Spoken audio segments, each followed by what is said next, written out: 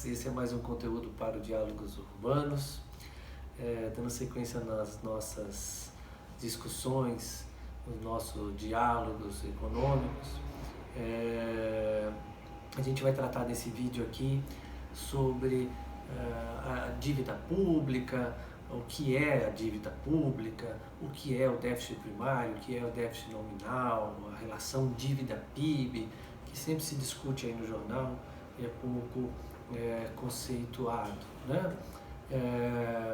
Isso porque a gente já falou da importância da atuação do Estado, tanto fazendo políticas econômicas, seja ela política fiscal, política monetária, mas também como um agente dentro da economia com o objetivo de transferir recursos, né, através da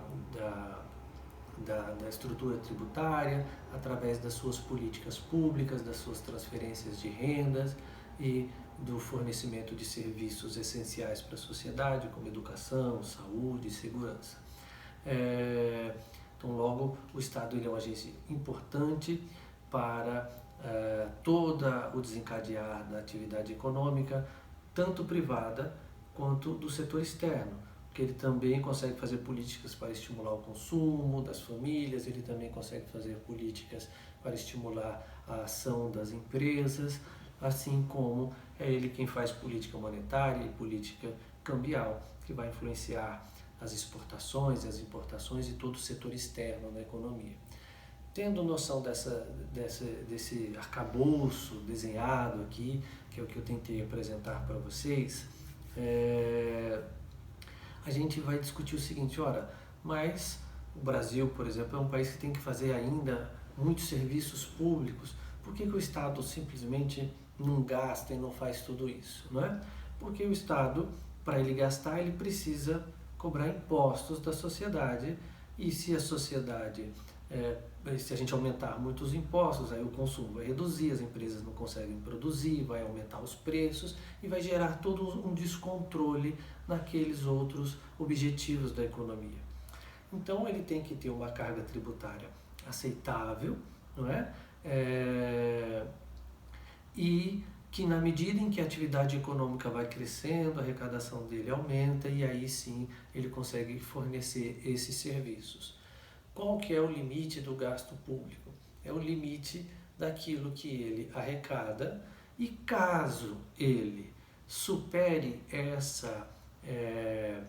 esse limite, ele vai acontecer dois efeitos. Um efeito é que ele se financia desses recursos a mais que ele está gastando, ele tem que pegar dinheiro da sociedade, ou ele vai ter que emitir moeda, fazendo isso, imprimindo dinheiro novo, não é? Toda política tem uma ação.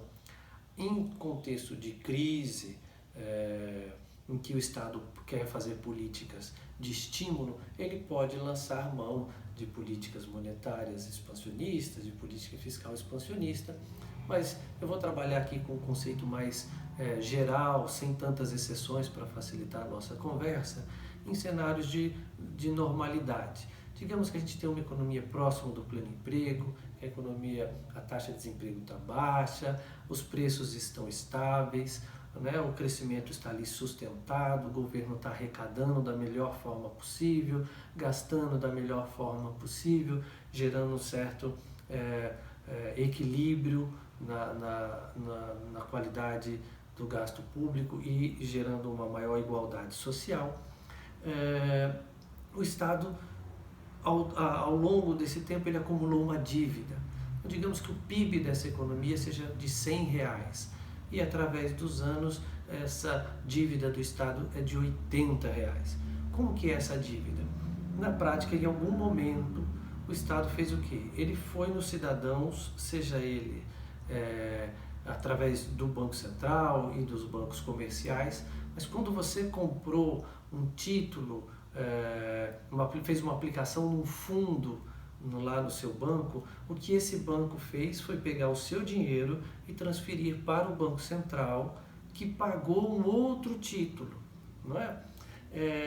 E agora você não tem mais esse dinheiro, mas você tem um direito a receber ele quando você assim quiser. Então o Estado tem uma dívida com você. Você não sabe porque você acha que seu dinheiro está aplicado num banco comercial, mas esse banco comercial pegou esse seu dinheiro e aplicou no título do Estado. Tudo bem? E aí isso é a dívida do Estado, é o que ele deve para a sociedade.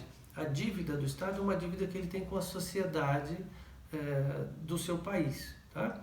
E é isso que a gente chama então de dívida interna.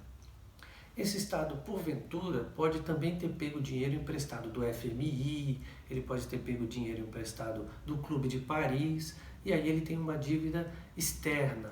Qual que é o problema da dívida externa? É que quando você pega dinheiro de fora, você pega dinheiro em uma outra moeda. Você pega dinheiro em dólar, você pega dinheiro em euro, e essas moedas você não imprime, não é? Você não é detentor dessa moeda. Então você precisa pagar esses empréstimos em dólar.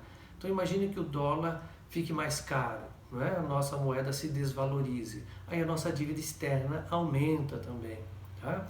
Agora, quando a sua dívida é somente entre os cidadãos brasileiros, a gente tem uma dívida interna e as oscilações dessa dívida não estão ancoradas na oscilação da taxa de câmbio. Tá? Então, no caso brasileiro, fiquem tranquilos, o Brasil hoje praticamente não tem dívida externa. Tá? A gente tem poucos saldos aí, ao contrário, a gente é um credor externo, tudo bem?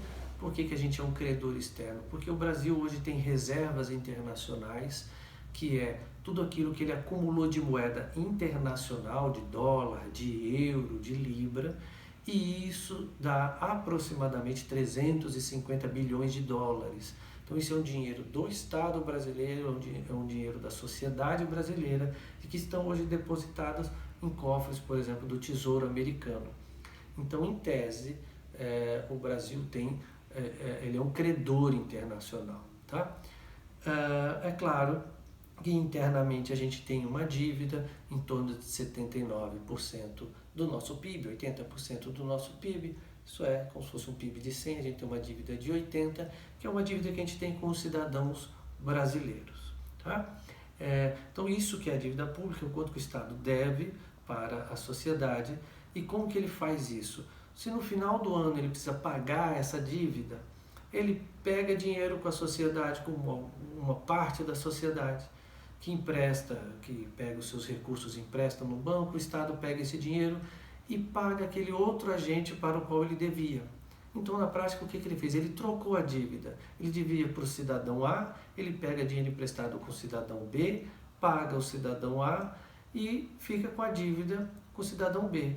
No final do ano, quando essa daqui vai vencer, o que ele faz? Pega dinheiro de novo com o cidadão A, paga o cidadão B e assim por diante. A gente chama isso de rolagem da dívida. Tá? Qual é o problema? É quando essa rolagem da dívida fica difícil. E aí, ou seja, ele chega no cidadão B e fala assim, me empresta o dinheiro, e esse cidadão não aceita, não é? Por diversos motivos, e aqui há toda uma discussão, mas o fato é que para isso o Estado então tem que oferecer mais juros. E aí no momento em que ele oferece mais juros, todo o processo que a gente já discutiu aqui, os efeitos de uma taxa de juros vai acontecer. A taxa de juros aumenta, o consumo vai cair, o investimento vai cair, o câmbio vai valorizar e assim por diante, tá? Se você quiser entender melhor isso, assista os outros vídeos que a gente já explicou isso com mais detalhe. E como que a dívida aumenta? Na prática, a dívida aumenta por conta do seguinte, o Estado arrecada impostos durante o ano e ele tem os gastos dele naquele ano, não é? Digamos que o Estado tenha arrecadado R$33 e digamos que o gasto do Estado tenha sido de R$37. Quanto que ele gastou? 4%, gastou 4 unidades monetárias, ou 4% aqui, a mais do que aquilo que ele arrecadou. Isso faz com que ele tenha que pegar dinheiro para pagar isso. Qual que é o nome desse? Ele é então caracterizado como um estado deficitário nesse ano. Como que a gente chama esse déficit? A gente chama isso de déficit primário. Tá? O que é o déficit primário? É a diferença entre o que o Estado arrecada de impostos e o que ele gasta de serviços com a sociedade. Não é? Então, por vezes, a atividade econômica cai muito, a arrecadação de impostos cai, e aí os gastos dele ficam no mesmo nível ou também aumenta, e aí faz com que ele tenha um déficit primário. E se porventura ele arrecadar mais do que ele gastou? Então ele fez um superávit primário, tá? Então o resultado primário é a diferença entre a arrecadação e o gasto corrente do governo, tá? Quando a gente fala gasto corrente, é o gasto com despesas de serviços públicos, com manutenção e assim por diante. Agora, há um outro déficit do Estado, que é o que a gente chama de déficit nominal. O que é isso? É quando você considera a receita do Estado, as despesas dele e, inclusive, as despesas com juros. Então, para seguir o exemplo que eu dei, imagine que o Estado tenha arrecadado 33, não é? E ele tenha gasto 37. Isso quer dizer que ele já está deficitário em 4, né? Em menos 4. E ainda a dívida que ele já tinha, que era uma dívida de 80, ele, digamos assim, pagou 1 de juros. Então ele ficou em menos 5. Os juros também conta no déficit nominal. É a arrecadação menos o gasto, incluindo o gasto com juros. Então, no total, a dívida do Estado esse ano aumentou em 5. Por quê? 4 foi o que ele gastou além do que ele arrecadou e 1 que ele gastou de juros, dá 5. Aquele país que antes tinha um PIB de 100 e uma dívida de 80, agora tem um PIB de 100 e uma dívida de 85. Então a gente está dizendo que a relação dívida-PIB desse país está aumentando, não é? E se ela ficar sempre aumentando, esse Estado vai estar sempre precisando pegar dinheiro da sociedade e talvez por conta disso ele tenha que elevar a taxa de juros, e isso vai ter um outro efeito aqui, que é o seguinte: cada vez ele vai pagar mais juros e cada vez ele vai ter taxas de juros mais altas. Por isso tem uma certa responsabilidade fiscal em cenários de normalidade econômica. Lembre-se que eu estou tratando no cenário convencional, eu fiz essa advertência lá no início do vídeo. O Estado que gasta mais do que arrecada e que ainda paga muito de juros, se endivida muito, tem que tomar dinheiro da sociedade, eleva os juros, e isso é ruim, tá? Agora, se for um cenário de crise, um cenário mais caótico, em que o desemprego está aumentando muito, a gente vive um contexto como parecido com o que nós estamos no ano de 2020, de crise sanitária, talvez a gente justifique o aumento da dívida pública ou até mesmo fazer emissão monetária, que é um tema que a gente pode discutir e que, aliás, já tratamos em outro vídeo no canal sobre as políticas econômicas durante a pandemia, não é? Que se justificam políticas econômicas de estímulos, dado que é uma crise sanitária, um fato excepcional e que exigem medidas excepcionais.